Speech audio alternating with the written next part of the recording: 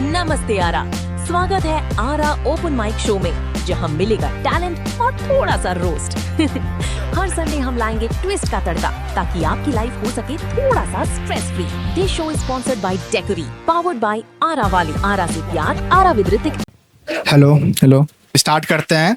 And सबसे पहले मैं ये बोलना चाहूँगा कि जो लोग भी नए चेहरे दिख रहे हैं मुझे इस शो में, बहुत अच्छा लग रहा है, बहुत अच्छा मोटिवेशन मिल रहा है। और आप लोग आते हो तो मतलब इसके लिए आरा ओपन माइक या फिर जो भी शो के ऑर्गेनाइज़र हैं डेकोरी, बहुत बहुत धन्यवाद। एंड फाइनली हमारे जो फर्स्ट कंटेस्टेंट रहने वाले हैं, शो के स्टार्ट से जो इस शो में परफॉर्म कर रहे हैं हमारे चौबे जी, तो आइए आप ही शो को स्टार्ट कीजिए।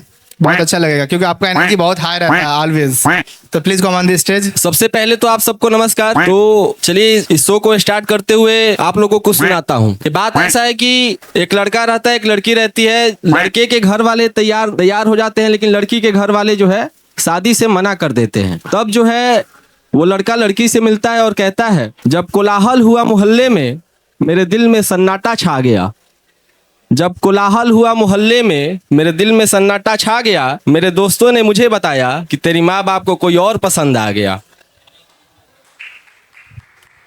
जब कोलाहल हुआ मोहल्ले में मेरे दिल में सन्नाटा छा गया।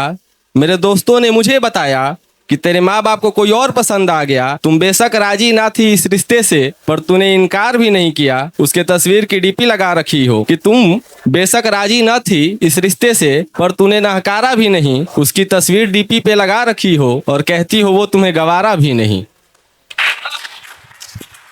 एक साथ दो रिश्ते रखना तुम्हें महंगा पड़ जाएगा। एक साथ दो रिश्ते रखना तुम्हें महंगा पड़ जाएगा। मैं जानता हूँ अब कुछ दिन में तेरा लहंगा भी आ जाएगा। अपनी खुशी से तूने मेरे अरमानों का कत्ल कर दिया। अपनी खुशी से तूने मेरे अरमानों का कत्ल कर दिया। आज किसी और को अपना के तूने सारा मामला ही हल कर दिया। कुछ दिन के बाद तुझे हल्दी लगेगी, मैं सहम के रह जाऊंगा। कि कुछ दिन के बाद तुझे हल्दी लगेगी, मैं सहम के रह जाऊंगा। और तुम करना इंतजार बालकनी में अपनी बारात आने का, मैं उसी दिन मर जाऊंगा। उसके बाद एक दीवाने की क्या हसरत होती है। जब उसके महबूबा का शादी हो जाता है तो एक दीवाने की जो हसरत होती है, दीवाना कहता है कि काम जो भी हो 2 पल के लिए टाल देना। काम जो भी हो 2 पल के लिए टाल देना। अपने ससुराल वालों से ये मामला संभाल लेना। अपनी आखिरी ख्वाहिश की चिट्ठी भेज रहा हूँ अपने दोस्त के हाथ। कि अपनी आखिरी ख्वाहिश की चिट्ठी भेज रहा हूँ अपने दोस्त के हाथ। बस तुम मेरे कब्र पे आके अपने हाथ से 2 मुट्ठी मिट्टी डाल देना। मुझसे किए वादे उसने किसी और से निभाई है। मुझसे किए वादे उसने किसी और से निभाई है। धोकर मेरी यादों को किसी और की मेहंदी रचाई है। अब लंबी उम्र की दुआ क्यों हूँ देते हो मेरे चाहने वालों। अब लंबी उम्र की दुआ क्यों हूँ देते हो मुझे चाहने वालों। किसी और की सिंदूर लगा के उसने जीते जी मेरी अर्थी सजाई है। अब जो हम आपको सुनाने जा रहे हैं, किसी के लिए ये कहानी हो सकता है, किसी लिए कविता हो सकता है, लेकिन मेरे लिए ये अभिधा है। अभिधा कहने का मतलब कि कविता और अभिधा में अंतर होता है। कविता वो होता है कल्पना में जीना, काश मैं चिड़िया बन जाता, उड़ के तेरी बालकनी में आता, तू प्यार से दाना खिलाती, जो कि पॉसिबल नहीं है। और अभिधा का मतलब होता है जैसा दिखा वैसा लिखा। तो आप सबका ध्यान चाहता हूँ। इश्क किया था दोनों ने दिल लगाया था। एक लंबे अरसे के बाद एक रांझे ने अपनी हीर को पाया था। इश्क किया था दोनों ने दिल लगाया था। एक लंबे अरसे के बाद एक रांझे ने अपनी हीर को पाया था। ना जाने कितनी मंदिरों का चौखट चुमा, न जाने कितनी मिन्नतें की हजारों मंदिरों का चौखट चुमा। न जाने कितनी मिन्नतें की हजारों मंदिरों का चौखट चुमा। पागल उसके प्रीत में इतना कि उसके पीछे धूप में नंगे पांव घुमा। दिन तब्दील हुए महीनों में, महीने से साल का सफर हुआ। वो प्रेमी इतना अडिग कि उसके प्यार का एक ही डगर हुआ। फिर दिल धड़क उठा उसका भी, उसने भी इसे अपना लिया। मान बैठी इसको अपना साजन और जन्मों का सपना सजा लिया। फिर दोनों की घंटों तक बात होने लगी। पता नहीं चलता कब दोपहर से रात होने लगी। दोनों एक दूजे के लिए जीने लगे। जिंदगी के गम को बड़ी सरलता से सीने लगे। वो कभी बिन बात के मुस्कुराता, कभी कभी उसे सोच के कुछ गुनगुनाता।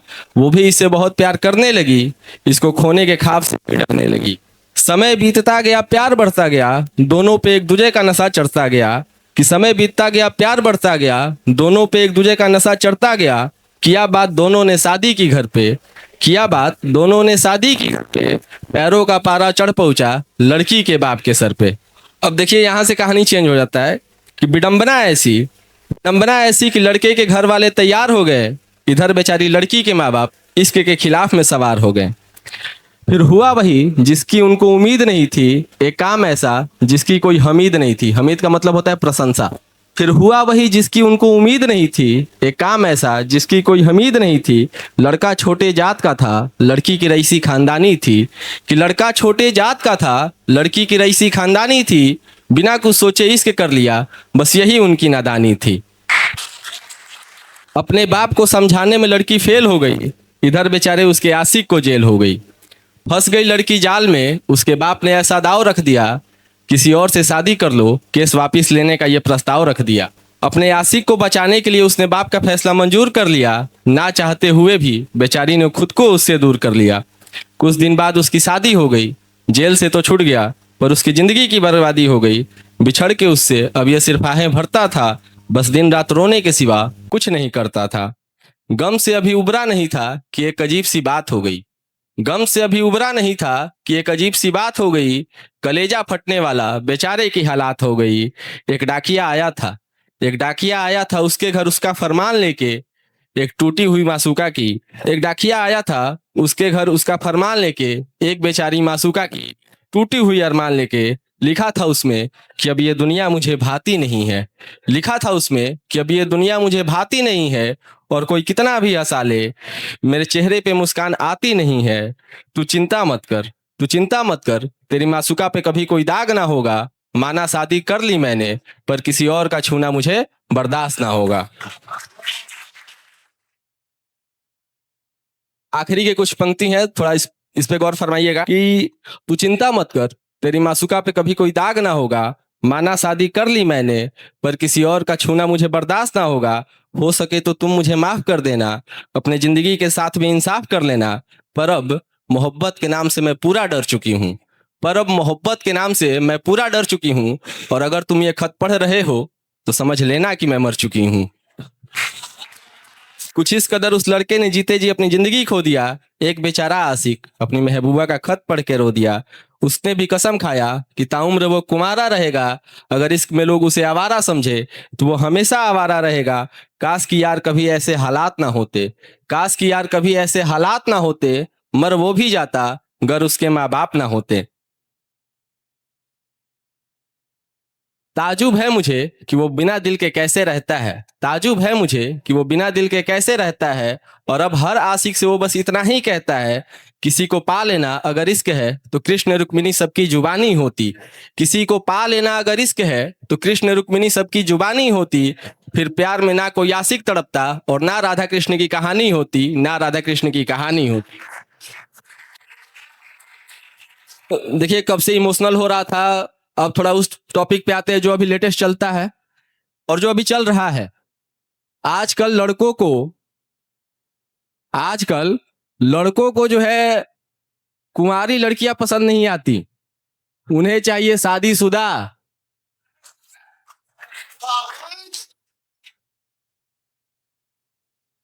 तो जब किसी लड़के को शादीशुदा से प्यार होता है तब उसके दिल से क्या निकलता है ये सुनिए। दिल का हर कोना उसके बिन खाली से है। उसका श्रृंगार होठों की लाली और कान की बाली से है। दिल का हर कोना उसके बिन खाली से है। उसका श्रृंगार होठों की लाली और कान की बाली से है। मैं जानता हूं ये दस्तूर गलत है, लेकिन मुझे मोहब्बत एक सिंदूर वाली से है। बहुत बहुत धन्यवाद। फाइनली चौबे जी, आपका इंस्पिरेशन हमेशा रियल वर्ल्ड एंटिटी पे बेस्ड रहता, कभी भाभी कभी मासूका। खैर अच्छा था, बहुत अच्छा था। ऑडियंस का साथ भी आपको मिलता रहा बराबर। तो अब हमारे जो नेक्स्ट परफॉर्मेंस है वो सिंगिंग के होंगे। तो Aryan Raj please come on the stage. अरे अरे आओ भाई, डिमांड में हो अभी।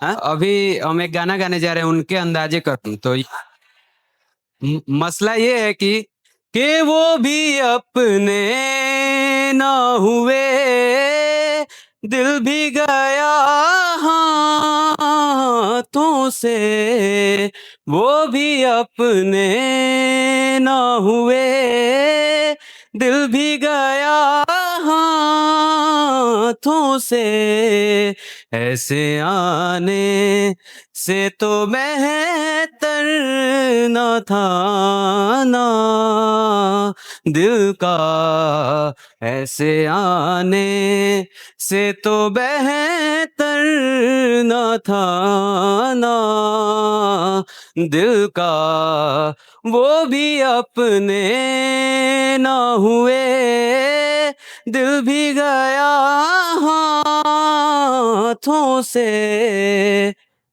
ना सुना उसने तवज्जो से फसाना दिल का, ना सुना उसने तवज्जो से फसाना दिल का, ऐसे आने से तो बेहतर न था ना दिल का, ऐसे आने से तो बेहतर न था ना दिल का। एक और मतलब एक भोजपुरी गाना गाना चाहते हैं। हाँ, पवन सिंह का है। मतलब हम ज्यादा भोजपुरी गाना नहीं सुनते हैं, तो मतलब एक थोड़ा सा ट्राई कर रहे हैं। हम तोहरा प्रीतिया में दिल के दुनिया भुला दिल बानी, हम तोहरा प्रीतिया में दिल के दुनिया लुटा दिल बानी, तू मानो न मानो ए रानी, तू मानो न मानो ए रानी, तोहके आपन बना लिहल बानी, हम तुहरा प्रीतिया में दिल के दुनिया लुटा दिल बानी। Thank you. एंड पोइट्री हो गई, सिंगिंग हो गई, अब आते हैं फाइनली शो, जिस जिस चीज़ को देखते हुए हम लोगों ने स्टार्ट किया था, मतलब स्टैंड अप कॉमेडी, ताकि शो का फ्लो बनता रहे। तो हम फाइनली इस स्टेज पे बुलाना चाहेंगे गोपाल जी तिवारी को। देखो, ऐसा है कि हम सबको डर लगता है, डर सबको लगता है, फट्टी सबकी है। तो पहले अपनी बताने से पहले मैं आप सबकी कहना चाहूंगा कि चौबे जी आपकी किससे फटती? क्या तू मुझे गलत मत बोल, तू खुद को गलत बोल, तू खुद की औकात देख। बाप तो अलग है भाई, बाप का खौफ मत करो। अच्छा, दूसरा चीज बताओ जिसे डर लगता हो। बाप का तो अलग ही दुनिया है, बाप से सबको खौफ लगता है, किसको खोने से। लेकिन कुछ भी कहिए, चौबे जी का परफॉर्मेंस बहुत बढ़िया था। तू खुद की औकात देख, तू ये देख कि तू खुद क्या है। ये जो इंस्टाग्राम रील से तुरंत आइकोग्निटो मोड पर गए हैं, उसको देखकर मुझे बहुत ही बढ़िया लगा। मेरी औकात की बात मत करियो, मैं तो करोड़ोंपति इंसान हूँ। वेल, यहाँ पर हमारे कुछ लेडीज पर मतलब क्या बोलते हैं आई हैं परफॉर्मेंस, तो इनसे भी जानना चाहेंगे कि मैम आपको किस चीज से डर लगता है। सबसे पहले तो आपका नाम बताइए। 12 के सिलेबस से मतलब आप क्या नीट की प्रिपरेशन कर रही हैं क्या? हाँ, अच्छा जे आप नीट वाले हो भाई? कल एग्जाम है, तो क्या तैयारी की हो? हाँ, बायोलॉजी तो तगड़ा होगा। हाँ, लड़कों का बायोलॉजी बहुत तेज आता है। जैसे कि भाई आप क्या करते हो? मास्टर करो। आपकी किससे फटती है? आपकी किससे फटती है? मतलब किसी से तो डर लगता होगा। ऐसा थोड़ी है, बाप से नहीं लगता? क्या करते हो, बाप को ही मार देते हो क्या? खैर छोड़ा, मैं अपना बताता हूँ। देखो, मुझे अपनी बकचोदी से डर लगता है, ठीक है, क्योंकि मेरी बकचोदी कभी भी सीरियस सिचुएशन निकल जाती है। मैं तुमको एक सीन इमेजिन करने को बताता हूँ। देखो, मेरे दादाजी हैं जो काफी चिड़चिड़े इंसान है। मतलब अगर तुम्हारे सामने अगर उनको छींक भी दो तो कहेंगे तुम्हारी माँ भूस आगे से छींक दिया। तो एकदम ऐसे ही टाइप के हैं। मतलब अगर तुम प्रणाम करने जाओ, तुमने एक पैर छो, तुम्हारी माँ का दोनों पैर छूकर प्रणाम कर। इतने टाइप के चिड़चिड़े हैं, एकदम 2-2 सेकंड पर चिड़चिड़े हो जाते हैं, बिना मतलब के चिल्लाते हैं। तो अब सीन था कि हमारे घर पर एक जर्सी गाय थी। जर्सी गाय का बच्चा हुआ था। अच्छा, वो बच्चा इतना शैतान था कि उसने उसके दोनों थन काट दिए थे। ठीक है। अब उसको दर्द हो रहा था, अब ये निकालना है, हमें दूध निकालना है उसका। तो दादाजी ने मेरे और मेरे कजन भाई को बुलाया और इमेजिन करो ये गाय है, उसके पग है को दोनों तरफ से पकड़ना है और दादाजी दूध निकालने बैठे हैं। तो सीन ये है कि मेरा कजन भाई लेफ्ट से पकड़ा हुआ है गाय को और मैंने राइट से पकड़ा हुआ है। दादाजी दूध निकाल रहे हैं, गाय फिर भी हिल रही है। फिर दादाजी ने एक पॉइंट पर बोला कि गाय का गार पकड़ो। इस पॉइंट पर मेरे दिमाग में भी वही है जो आपके दिमाग में चल रहा है। मैं एज अ आइडियल पोता गया, गाय को पीछे से पकड़ लिया, गाय हिल ही नहीं पा रही है मेरे भाई। इस पॉइंट पर दादाजी का रिएक्शन, दादाजी ऐसे उठे, रस्सी खोली, बाल्टी साइड रखा और मेरे कजन को इधर को बुलाया। गर्दन की रस्सी पकड़ के बोलते हैं इसको गाड़ कहते हैं। फिर मैंने कहा कि भाई हेलो, ये सब तो ठीक है, अगर हम दुकान पर जाएं और हम दुकानदार को कहें कि भैया गाड़ दो, भैया क्या सोचेंगे कि भैया ये मेरी इज्जत मांग रहा है, गाड़ दो, वो भी काले रंग की लानी। अब सोचो हम भैया से क्या कहेंगे, भैया काले रंग की गाड़ देना। वहां पर उसके पुराने कस्टमर बोलेंगे मनोहर लाल ये कब से कर रहे हो, हमें तो आज तक नहीं दिया। चलिए, लेकिन अब मैं आपको ट्विस्ट ये है कि उसको गाड़ नहीं गार र बोलते हैं। लास्ट में मुझे ये क्लियर हुआ कि उसको गार बोलते हैं। ग्रामेटिकल एरर थी हमारी तरफ से, इसलिए हम दुकान पर नहीं गए। अच्छा हुआ, वरना दुकान साहब हमें काफी बुरी तरीके से मारते। इसके अलावा भाई प्रोफेशन से आप लोग क्या क्या करते हो? जैसे कि आप क्या करते हैं मैम? तो करते हो भाई, लेकिन उसके क्या भाई? हेलो, कौन बोला भाई? कोई बोली हाथ उठाकर बोलो, समझ में नहीं आ रहा है। अच्छा, क्या करते हो? चोरी? वेल ये तो कि मान लो बाप पॉकेट मनी नहीं दे रहा है, माँ पैसे नहीं दे रही है, तो लड़कों की तो मजबूरी होगी ना, कुछ मान लो गर्लफ्रेंड को ले जाना है, कुछ करना है। चौबे जी से पूछो यार, चौबे जी यहाँ पर एक्सपीरियंस है, चौबे जी के भी एक्सपीरियंस इस चीज का। वेल मैम, आप लोग क्या करती हैं?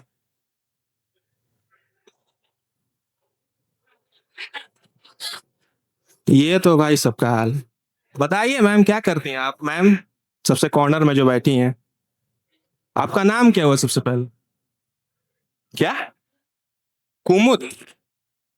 प्रोफेशन आपका क्या है मैम?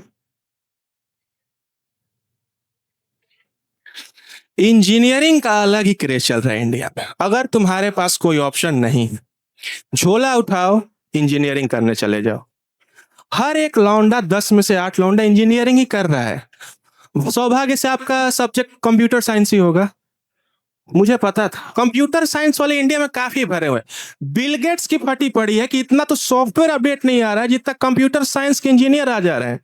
क्या बनाऊं मैं आखिर? क्या बनाया जा सकता है भाई? आप बताओ क्या बनाया जा सकता है? और बिल गेट्स क्या करेगा? ऐसा थोड़ी कि एप्स्टीन फाइल में सॉफ्टवेयर अपडेट लाएगा। एप्स्टीन फाइल में सॉफ्टवेयर अपडेट थोड़ी ला सकता है वो। क्या लाएगा? कंप्यूटर साइंस करते भाई, हैकर नहीं है वो। इसलिए बोलते भरी समय में जिसका ज्ञान उसको ना पेलना चाहिए। नहीं पेलना चाहिए जिस चीज का ज्ञान ना हो। वेल, और पीछे बैठे मेरे भाई क्या करते हो आप, टोपी वाले भाई? ऐसा थोड़ी कुछ भी नहीं करते होगे, बाप की मार तो जरूर खाते होगे। क्यों? मतलब बचपन में तो सबके बाप मारते भाई, जवानी में किसी के बाप नहीं मारता। अब जैसे मैं तुम्हें अपना किस्सा एक और सुनाता हूँ। देखो क्या हुआ कि मैं, अच्छा आप लोगों ने सबसे पहले बताओ कि फर्स्ट अर्निंग कब से शुरू की होगी? मैंने 7वीं क्लास से अर्निंग शुरू कर दी थी। बताता हूं, मैं एक बार मॉनिटर पद पर इलेक्टेड हुआ, कक्षा नायक। उसमें मुझे लोग घूस देते थे कि मेरा नाम बोर्ड पर मत लिखना। घूस के नाम पर हर शाम को 4 प्लेट समोसे और 2 ब्रेड पकौड़े वो करते थे। तो मैं टीचर्स का इतना प्रिय था कि मुझसे बिना पूछे ही वो लोग मेरा नंबर चढ़ा देते थे। एक बार तो मेरे इंग्लिश टीचर ने मुझे गोद ले लिया था। कहता है कि समरी सुनाओ। समरी का बड़ा आशिक था यार वो। समरी सुनाओ, एनसीईआरटी की बुक से, एनसीईआरटी की बुक से कहता है समरी सुनाओ। मैंने हेल्प बुक खरीद रखी थी, उसके क्लास में आने से पहले ही मैं समरी पढ़ के तैयार कर देता था।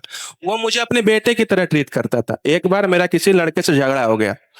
हमारे स्कूल में एक मास्टर था जिसका नाम था मार्कंडे ओझा। मार्कंडे के नाम की तरह वो मारता बहुत था यार। कुछ भी, जैसे संजय सर थे ना R2H में, वैसे ही मारता था वो, बहुत मारता था। किसी बात पर उसको कहो सर इसने मारा, वो तुम्हें ही मारेगा। तो उस लड़के ने जाकर कंप्लेन कर दिया कि ऐसा ऐसा है। मैंने जाकर कहा कि सर इसने कंप्लेन कर दिया है। तो पता है मुझसे क्या बोलता है? ऐसा पॉइंट आप लोग गेस करो कि कोई टीचर आपको कैसे प्रेस करेगा, कैसे प्रेस करेगा? चौबे भाई आप जरूर बताओ कि आप डरे हो और आप टीचर आपको प्रेस करने वाला कैसे आपको शांत करेगा? नहीं, वो बोलता है कि मार्कंडे उसका बाप लगता है क्या? ये शख्स स्कूल में लाइन बोल रहा है। मार्कंडे वहां का हेड मास्टर है। वो हेड मास्टर को बोल रहा है कि उसका बाप लगता है क्या? अगले दिन क्या हुआ, ट्विस्ट के साथ सर को स्कूल छोड़ना पड़ा और इसी के साथ मेरा भी कहानी एंड हो गया। मुझे मॉनिटर पद पर घूस लेते हुए रंगे हाथों पकड़ा ले गया और मुझे निष्कासित कर दिया गया। तो ऐसी बहुत सारी कहानी किस्से हैं। जैसे कि एक बार मैं शॉपिंग करने गया, मैं, मेरा कजन, 2 कजन थे मेरे।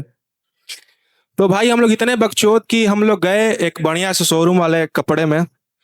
उसके पास थे सिया राम्स के कपड़े। वो मुझे, मेरे कजन को खरीदे थे, मुझे खरीदने ही नहीं थे। तो वो दिखाए, एक ही कंपनी के 3 कलर के शर्ट दिखाए। उसने बोलता है भैया देखो कितने बढ़िया बढ़िया डिजाइन है। मैंने कहा कहाँ बढ़िया बढ़िया डिजाइन है, एक ही कपड़े तो 3 बार दिखा रहे हो। ऐसे करते करते बोलता है कि भैया आप काफी बदतमीज हो। मैंने कहा भैया मत बोल यार, बदतमीज बोलना है तो भैया मत बोल। लास्ट में हमने उससे कुछ खरीदा नहीं और जाते जाते जहां भैया खड़े हैं वहां पर एक पुतला खड़ा था। मेरे कंधे से लग के उसका पुतला टूट गया। कहता है बेवकूफो निकल जाओ मेरी दुकान से। ऐसा करते करते हमारी काफी बकचोदी खत्म हुई। फिर हम लोग थोड़े कॉलेज सेक्शन में आए। कॉलेज सेक्शन में सबसे पहला तो मुझे साइंस मिला ही नहीं। मैं स्पोर्ट कोटा से महाराजा कॉलेज में गया। सौभाग्य से मेरा MIC में केमिस्ट्री था। समर वेकेशन के टाइम पर मैं गया पूछने कि सर, एज आइडियल स्टूडेंट में गया कि सर असाइनमेंट में क्या है? वो कहता है असाइनमेंट की माँ चुदाइमेंट है ही ना इस केमिस्ट्री में। तो सर केमिस्ट्री में क्या लिखना है? चुदाओ, क्या लिखेंगे सर हम केमिस्ट्री में? तो कहता है असाइनमेंट की टेंशन मत लो भाई, तुम एग्जाम के बाद आना। एग्जाम के बाद सर ने हमारी सच में नंबर की माचोद दी थी। 20 नंबर दिए थे। ये भी जो काम नहीं किया, आप लोग हंसी नहीं रहे हो, लगता है मुझे कुछ रोस्टिंग ही ट्राई करना पड़ेगा। कोई नया चेहरा नहीं दिख रहा। जैसे भाई आप बहुत सीरियस दिख रहे हो, आप सिंगर हो ना? सिंगर से मुझे याद आया यार, आप लोग का फेवरेट सुपर हीरो कौन कौन सा है? देखो आपका मैम, आप लोग काफी गुम है। लड़कों को दो के डरिए मत। चौबे जी काफी सॉफ्ट हार्ट है। बताइए आप लोग का फेवरेट सुपर हीरो। हाँ आप ही बताइए। हाँ खुद खुद कौन सा सुपर होता है? मतलब आप लोगों ने एवेंजर्स तो देखी होगी ना? हाँ अच्छा, रॉबर्ट डॉनी जो यार, बढ़िया बढ़िया। आप लोग का भाई? मेरे फेवरेट सिंगर है भोजपुरी गायकर। क्योंकि देखो भोजपुरी में सब चीज का सॉल्यूशन है। जैसे कि आप लोग को मान लो बुखार हुआ भाई, तो आप क्या करो, क्या करेंगे आप? बुखार होगा तो भाई आप क्या करोगे? बुखार होगा तो आपको, बुखार होगा तो आप क्या करोगे? डेवलिन लोगे। आप भाई क्या करोगे? आप क्या करोगे? दवाई लोगे। मैक्सिमम लोग, आप लोग क्या करोगे अगर आपको बुखार होगा तो? दवाई लेंगे। लेकिन भोजपुरी गायकर ढोढ़ी चाटते हैं। ढोढ़ी चाटा राजा जी बुखार ना हुई। घोड़ी है या पैरासीटामोल की गोली जिसे चाटते ही राजा जी का बुखार खत्म हो जा रहा है। इसके अलावा ढोणी में बिहार में काफी काफी विचित्र अपडेट आ रहे हैं। जैसे कि आप लोग मोबाइल गेम खेलते होंगे, मोबाइल में खेलते होंगे, 8 GB RAM, 12 GB RAM, iPhone, Samsung. लेकिन भोजपुरी गायक जो हैं वो ढोणी में 32 GB रैम लगाकर गेम खेल ले रहे हैं बिना लैग के। अच्छा, हमारे बिहार में कल्चर होता है कि ढलाई होती है तो ढलाई के दौरान पर पूड़ी वगैरह बांटा जाता है, जैसा कि आप सबको पता होगा। लेकिन अब मान लो कि ढलाई होती है तो बायन जाता है घर में। बायन सबको पता है ना क्या होता है बायन? बगल आस पड़ोस में खाना वगैरह जाता है तो बोलते हैं कि आंटी पूछती है क्या है भैया, तो बताया जाता है कि आंटी आज ढलाई था। भोजपुरी गायक एक गायक है कि पूड़ी खाए अइहा राजा हमरा ढोढ़ी के ढलाई बा। इस पॉइंट पर इमेजिन करो कि अगर पूड़ी गया आंटी जी के पास और आंटी जी ने पूछा कि आंटी बेटा ये क्या है, किस चीज की पूड़ी है, तो हम क्या बताएंगे कि आंटी आज भाभी की ढोड़ी का ढलाई हुआ है। बड़े विचित्र विचित्र है। और उससे भी विचित्र है पवन सिंह और खेसारी लाल के फैन। तो यहाँ पर पवन सिंह के फैन कौन है? खेसारी लाल। यहाँ भी खेसारी लाल हार ही रहे हैं, कोई बात नहीं है भाई। गजब इनका चल रहा है। मान लो कि खेसारी लाल गए हैं बैटल ग्राउंड में, वहां से उसका फैन उठ कर आता है कि भैया छोड़ देले है, भैया के जूठन चाटे खातिर खेसारी लाल गए बड़े। खेसारी के कमेंट में पवन सिंह को गाली दिया जा रहा है। आखिर इसका मसला क्या है, मैं आप सबसे जानना चाहूँ। फॉलोवर तो उसके हैं भाई, फॉलोवर तो हम लोग को बढ़ाने की जरूरत है। सही बात है। बेरोजगारी से मुझे एक और चीज आता है कि इतने सारे इन्फ्लुएंसर हो चुके हैं जो 10-10 के 20-20 के फॉलोवर लेकर बैठे हैं। मान लो किसी ओरिजिनल जगह पर जाते हैं, बढ़िया 5 स्टार चमचमाती जगह पर। एक बार तो मेरे फीड में ये आया कि एक बंदा 5 स्टार के टॉयलेट में गया, बर्फ देखी है, उसने बोल रहा है कि टॉयलेट के सीट में बर्फ क्यों है भाइयों, कमेंट करके बताना। यहां पर मेरा सवाल ये है कि मेरे बहन के भाई, तेरे फोन में इंटरनेट है, तूने बाकायदा 17 प्रो मैक्स लिया हुआ है, उसमें किसी भी तरह का सिम होगा, चैट जीपीटी डाउनलोड कर, फोटो खींच और पूछ ले ये क्या है गाइस, कमेंट करके बताना इसमें क्या है। प्रॉपर्टी डीलर है तो ऐसे क्या वोट खरीद लेंगे क्या? कहां से? नीतीश जी चले गए हैं। नीतीश जी के अलावा ये स्कीम कोई और नहीं चला सकता है 10,000 रुपए देने के बाद। मैं तो भाई 500 में ना दूं। तुम्हारा रेट क्या है भाई? तुम्हारा रेट क्या है? उसको नहीं, तुम बोल रहे 500 में दे देंगे, तुम्हारा रेट क्या है? हाँ नहीं, देखो काली गांड मुझे लेने का शौक नहीं है, और वो भी पैची बियर्ड ऐसा। भाई अगर लेनी हो तो मुझे अच्छी लेनी होगी। ठीक है भाई, थैंक यू।